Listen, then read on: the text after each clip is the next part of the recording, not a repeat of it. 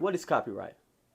Copyright is federal law protected by the Constitution protecting the work that one makes and not allowing it to be used without the author's permission. Now, if you didn't understand that, kind of like I didn't, I got something easy for you. If it isn't yours, you got to ask to use it. Just kind of like when you were a kid. You can't just walk up to other kids at the park and use their toys, you know? You got to ask permission. Pretty simple, right? Psych! Let's get more in depth. Like we said before, if it isn't yours, don't expect that you can use it. Just ask permission. A lot of people may ask, who can be a copyright owner? And we love the answer to this one because, like we just found out, it's everyone.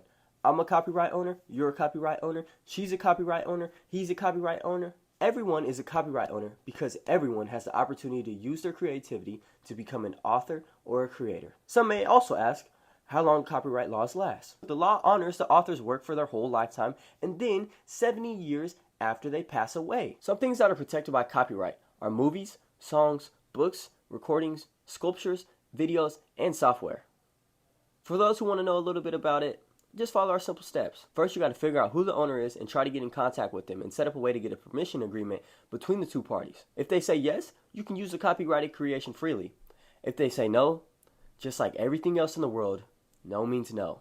But as always, there's a way to get around this. The fair use guidelines help you get out of the pickle and hassle of asking for permission. For writing material, everything has their own rules, starting with the poems. The fair use guideline allows you to use up to 250 words. For books, one can use up to 10% of the book. But always, always, always try and use your own works of art. That way you don't run into any of these problems here. Next, for the fair use guidelines, we move to pictures. If you have a problem and it's tough to find out who took the picture, you can use your own photos. That way you don't run into any problems because you're the creator. If you can't do any of the above, simply just look up free pictures on Google and thousands of websites will pop up and save your day. For music, one can use up to 15 seconds of the song before running into any real problems. But of course, like we said before, get your own music or find free music with a simple Google search. And last but not least, when it comes to videos, sadly, there is no clear-cut answer on how much people can use under the fair use guidelines. Therefore, to protect yourself, a lot of people don't use any of the videos because you're not going to be protected, and nobody wants to deal with that type of hassle. In conclusion of what is copyright, for videos, you aren't safe and won't be protected by the fair use guidelines. For the music, you can use up to 15 seconds. For books, you can use up to 10%. For poems and writing material, you can use up to 250 words. Now, as we leave here, try and use your own media, and if possible, don't take someone's toy without asking permission first. Now, how do you make your own?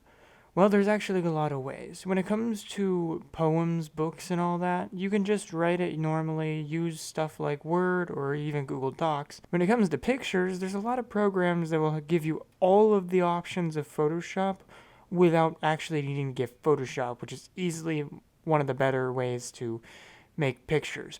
A few examples of this are Paint.net, which is personally what I use, which is just Photoshop Lite, essentially. When it comes to music, if you have a Mac, get to GarageBand. It is easily the, easiest and best thing we use for this. If you don't have a Mac and you have a Windows, just look up GarageBand alternatives. You'll find stuff pretty easily.